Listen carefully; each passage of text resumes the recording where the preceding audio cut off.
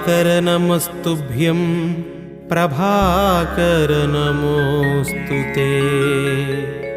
सप्ताश्वरथमारूढं प्रचण्डं कश्यपात्मजं श्वेतपद्मधरं देवं तं सूर्यं प्रणमाम्यहम्।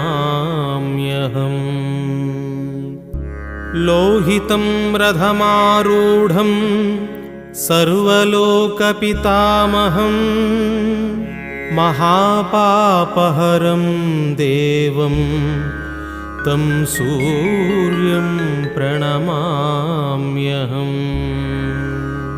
त्रैगुण्यं च महासूरं ब्रह्मविष्णुमहेश्वरं महापापहरं देवं